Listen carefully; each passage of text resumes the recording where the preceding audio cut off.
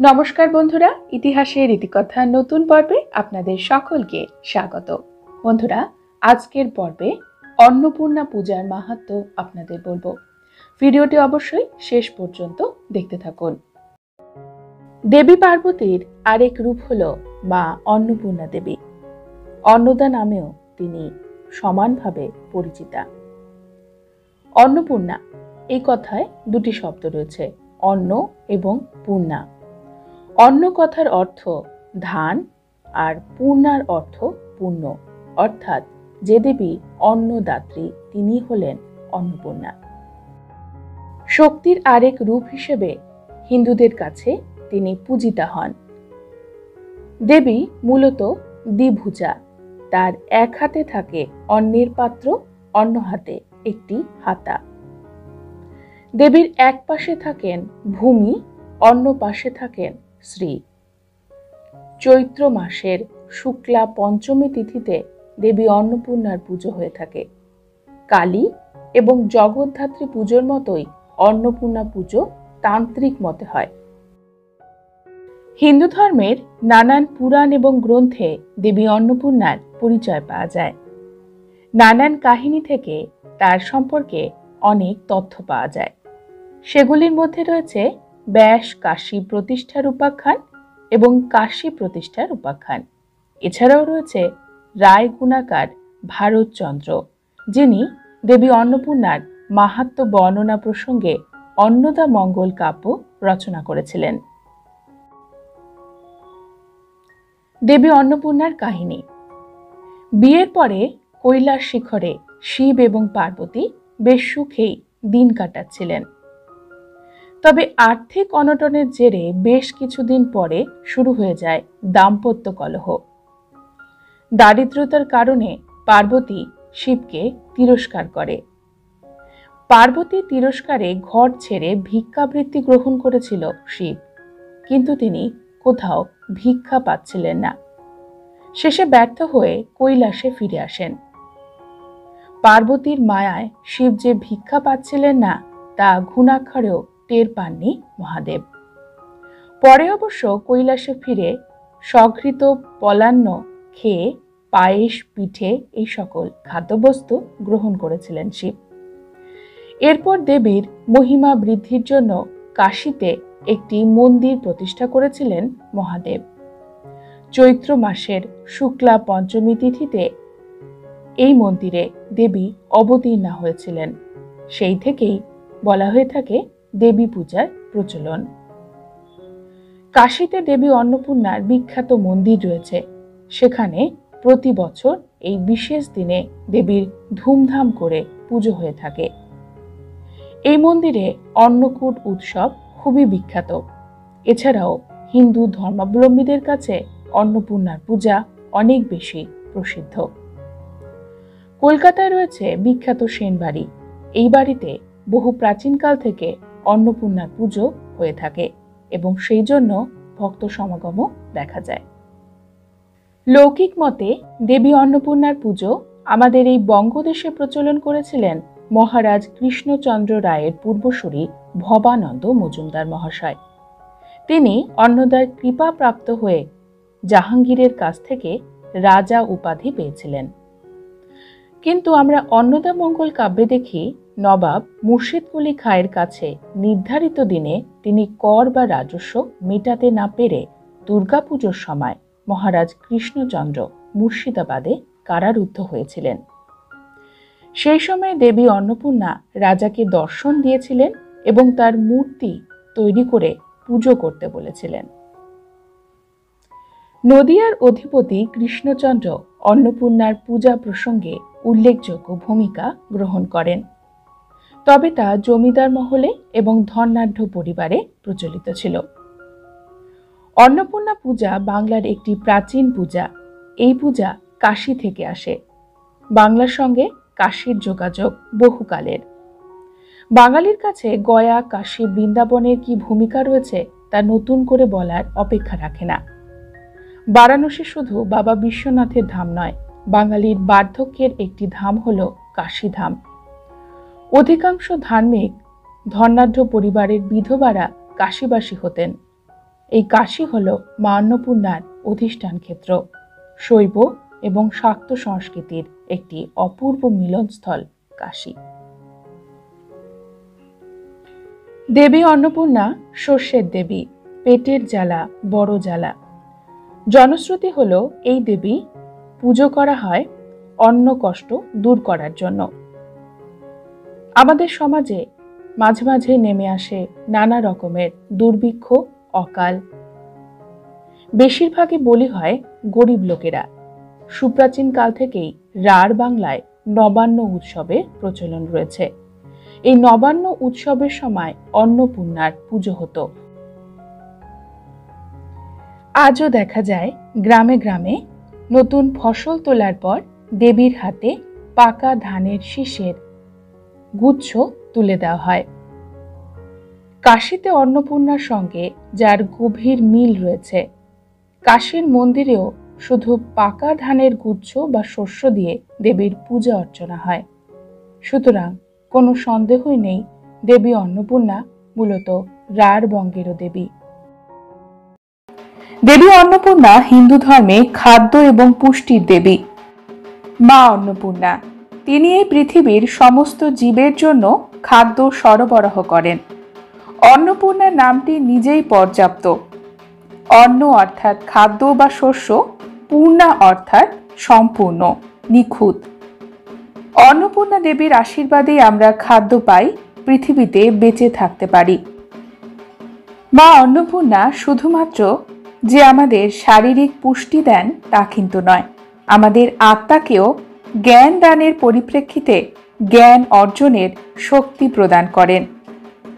দেবী অন্নপূর্ণাকে বিশ্বাস করা হয় মা পার্বতীর অবতার হিসেবে। ভগবান শিবের তিনি পত্নী। শক্তির আরেক রূপ মা অন্নপূর্ণা। বহুকাল আগে কাশীধামে মা অন্নপূর্ণার আবির্ভাব হয়েছিল।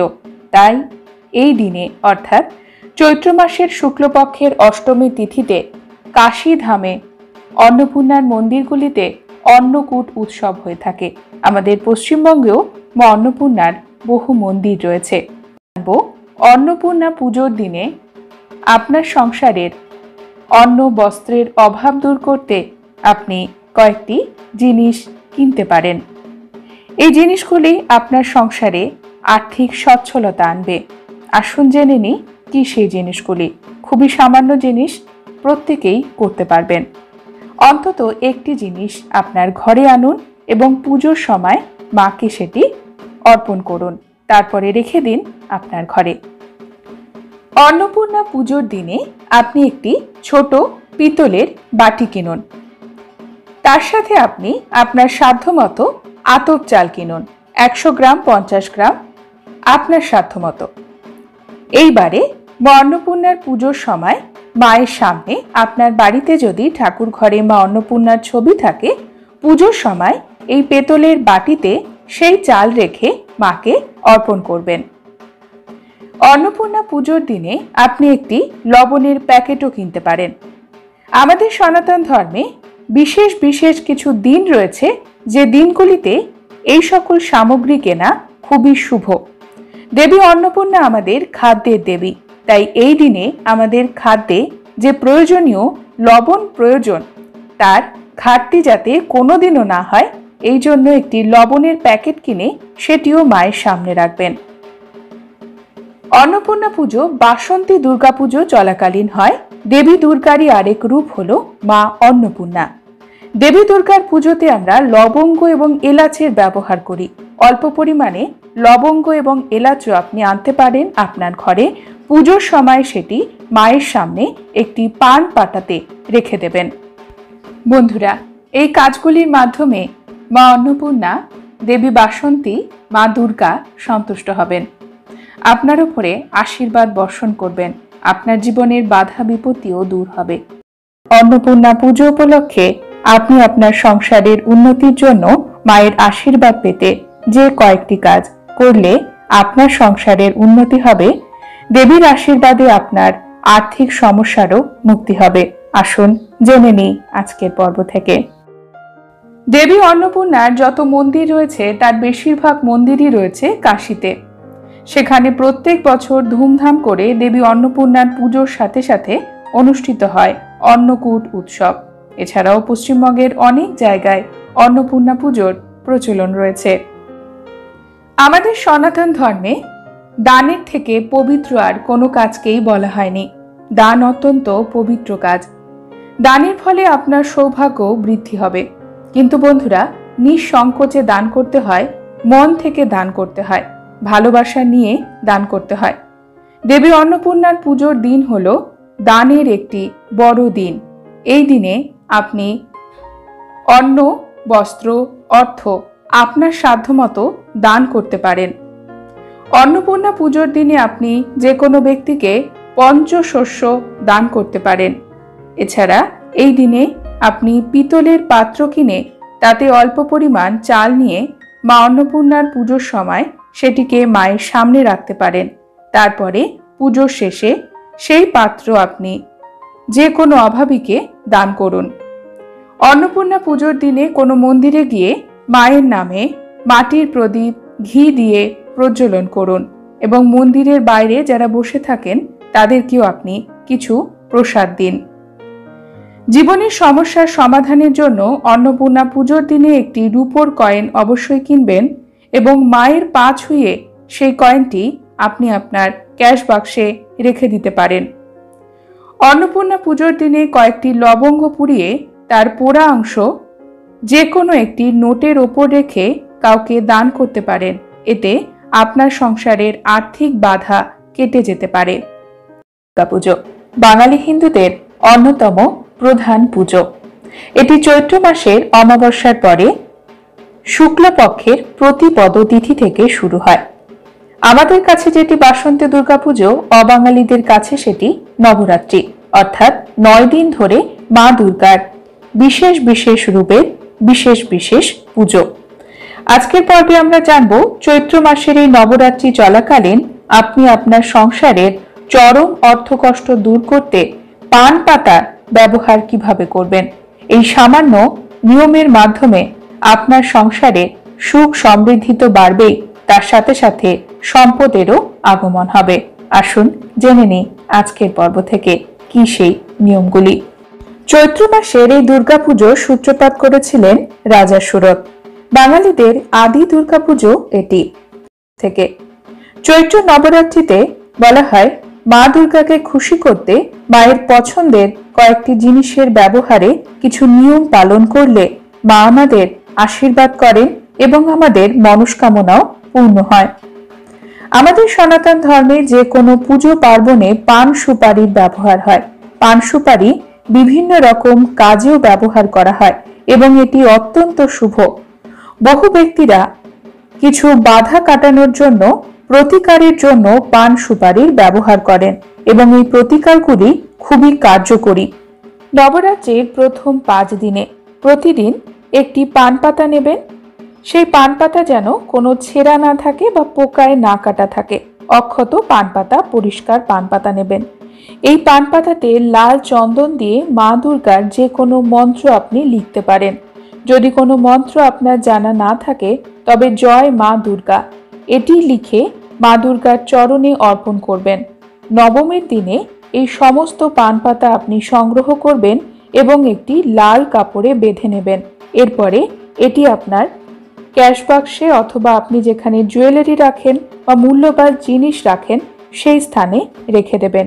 এটি আপনার আর্থিক সংকট দূর করতে সাহায্য করবে। নবরাত্রির পুজোর সময় প্রতিদিন দেবী দুর্গার সামনে একটি পান পাতাতে গোলাপের পাপড়ি নিবেদন করুন। মা দুর্গা এটি অত্যন্ত পছন্দ করেন। এতে করলে আপনার ঘরে অর্থের আগমন বাড়বে এবং অর্থ সংক্রান্ত সমস্যাও দূর হবে। নবরাত্রির 9 দিন পরে এই 9টি পান পাতা আপনি যে কোনো প্রবাহিত জলে ভাসিয়ে দেবেন এবং দেবী দুর্গার নাম করতে করতে সেটি ভাসাবেন। এতে আপনার সংসারে বহু কাজের বাধা বিপত্তিও দূর হবে। আমাদের হিন্দু ধর্মে পুজোতে লবঙ্গ এবং এলাচের ব্যাপক ব্যবহার হয় এবং সেটি পান পাতার সাথে করলে এই প্রতিকার অনেক বেশি কার্যকরী হয়। নবরাত্রি পুজোর যে কোনো দিনে পান পাতার উপরে এলাচ এবং লবঙ্গ এটি রেখে দিন এবং মা দুর্গার চরণে অর্পণ করুন। এই প্রতিকার করলে আপনার ঋণ মুক্তি হবে। দীর্ঘদিন ধরে আপনি যদি কোনো ঋণে জর্জরিত থাকেন তবে মায়ের আশীর্বাদে সেখান থেকে মুক্তি পেতে পারেন। জীবনে চাকরি বা ব্যবসায় সাফল্য লাভের জন্য পানের প্রতিকার খুবই কার্যকরী হয়। নবরাত্রির সময় একটানা 9 দিন পানের দুপাশে সর্ষের তেল লাগিয়ে মা দুর্গাকে নিবেদন করুন। রাতে ওই পান পাতা মাথায় রেখে ঘুমন। এটি করলে আপনার চাকরি এবং ব্যবসার ক্ষেত্রে উন্নতি আসবে। নবরাত্রির 9 দিনের মধ্যে শনি এবং মঙ্গলবারে, নবরাত্রির যে 9 দিন পরে সেই 9 দিনের মধ্যে যে শনি এবং মঙ্গলবার পড়বে সেই দিনে পান পাতা নিয়ে পানের মসৃণ দিকে সিঁদুর দিয়ে জয় শ্রীরাম লিখবেন এবং সেটি কোনো হনুমানজির মন্দিরে গিয়ে হনুমানজির হাতে নিবেদন করবেন। এই প্রতিকারের ফলে আপনার জীবনে দাম্পত্য সম্পর্কের সমস্ত ঝামেলা দূর হবে, স্বামী স্ত্রীর মধ্যে মধুর সম্পর্ক তৈরি হবে। তবে ভুল করেও হনুমানজির পায়ে এটি অর্পণ করবেন না, হনুমানজির হাতে এটি দেবেন। বন্ধুরা, আজকের পর্ব এখানে শেষ করছি। পরবর্তী পর্বে নতুন একটি বিষয় নিয়ে আপনাদের সঙ্গে কথা হবে। ততক্ষণ সকলে সুস্থ থাকুন, ভালো থাকুন আর পুরো ভিডিওটি দেখার জন্য আপনাদের